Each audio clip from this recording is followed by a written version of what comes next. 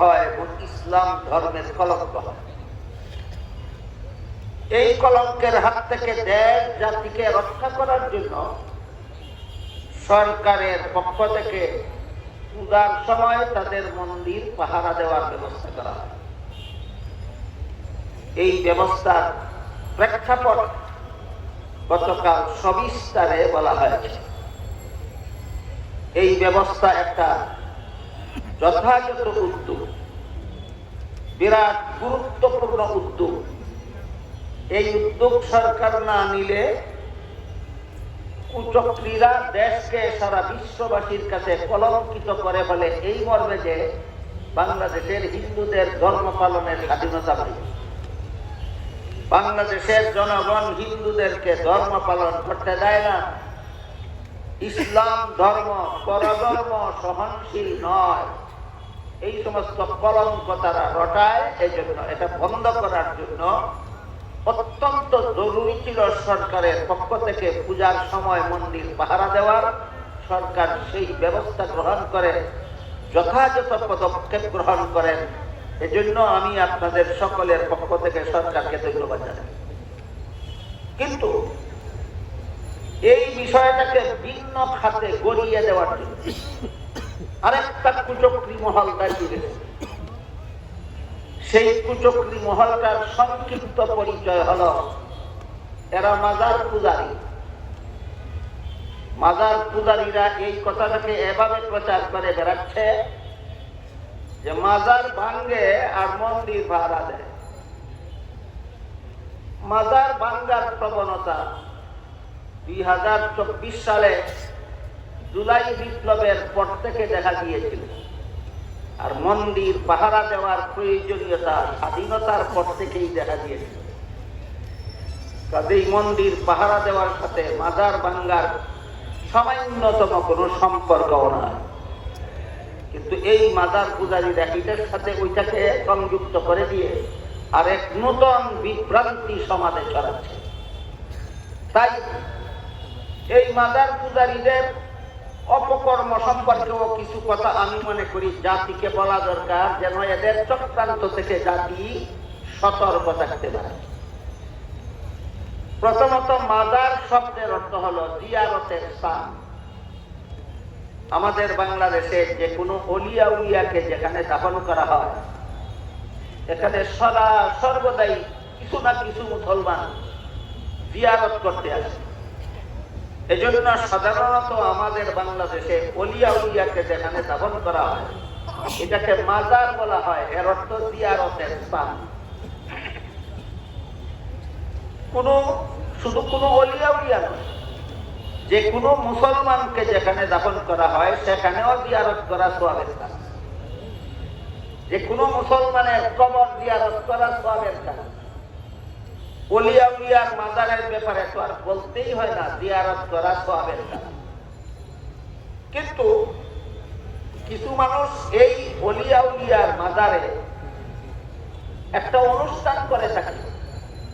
সেই অনুষ্ঠানটার নাম দিয়ে তাকে তারা মহাপবিত্র উরুস মুবারক,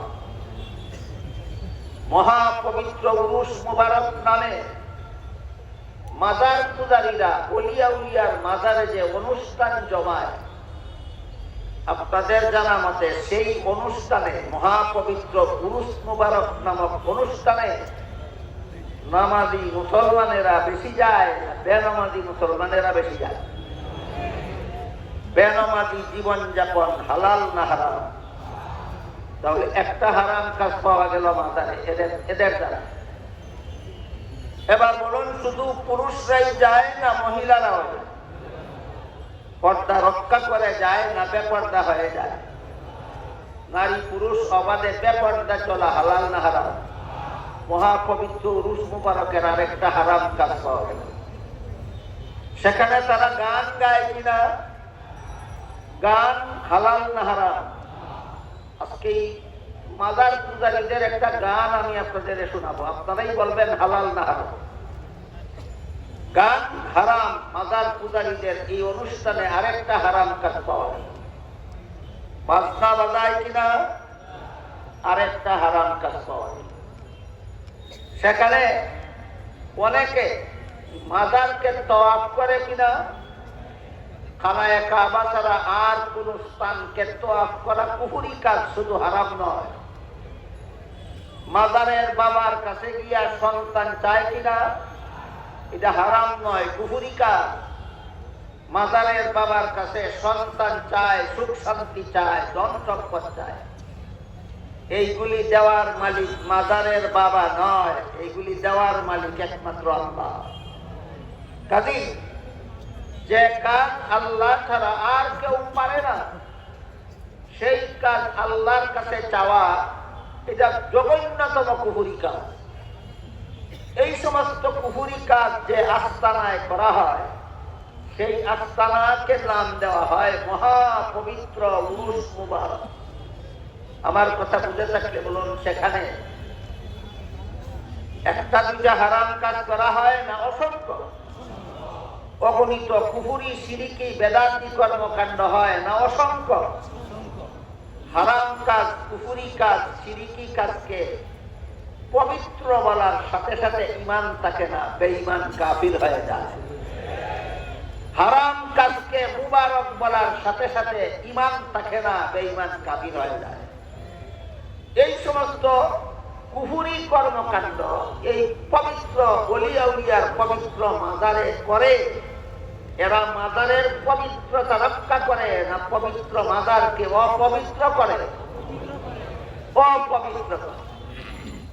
এরা যে সমস্ত কুফরি গান মাজার বাবার, তাদের বাবার মাজারে গিয়া গান, আমি মিডিয়াতে এমন একটা গান তাদের মুখেই শুনেছি, বলে আল্লাহর দন রাসূলকে দিয়া আল্লাহ গেলেন গায়েব হইয়া। এখানে কয়েকটা কুফরি আছে। এই গানের মধ্যে কি পরিমাণ কুফরি আছে আমি বলতে গেলে আজকে সারা রাত বলেও শেষ করা যাবে না। এই জন্য সবগুলি কুফরির কথা বলার মতো সুযোগ আমার নাই। সর্বশেষ কুফরিটার কথা বলব। সেই ভণ্ডরা এই তাদের পুরুষের গানের মধ্যে একটা গান এরকম আছে, বলে যে আল্লাহর দন রাসূলকে দিয়া আল্লাহ গেলেন গায়েব হইয়া, রাসূলের দন খাজায় পাইয়া শুইল গিয়া আজমিরে, কেউ ফিরে না খালি হাতে খাজা বাবার দরবারে। খাজা বাবার দরবারে কেউ খালি হাতে ফিরে না, মানে সে গিয়া যা দোয়া করে খাজা বাবায় তাই দিতে পারে। এবার আপনারা বলুন, যে যা চায় তাকে তাই দেওয়ার ক্ষমতা কার? যেই ক্ষমতা আল্লাহ ছাড়া আর কারো কাছে নাই, সেই ক্ষমতা কোন বাবার কাছে আছে বিশ্বাস করার নাম ওই বাবা পূজা।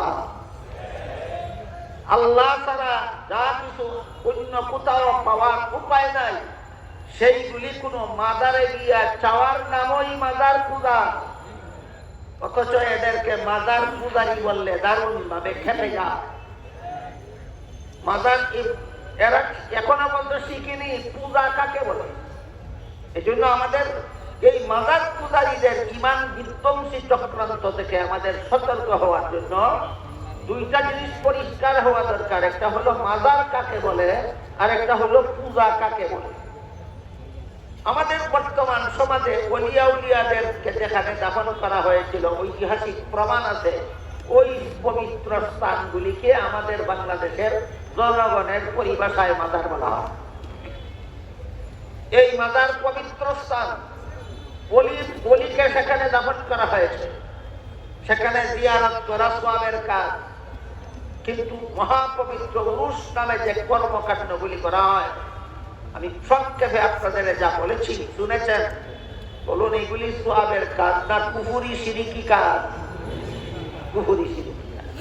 বুঝলাম মাজার কাকে বলে, এবার বলি বুঝার চেষ্টা করি পূজা কাকে বলে।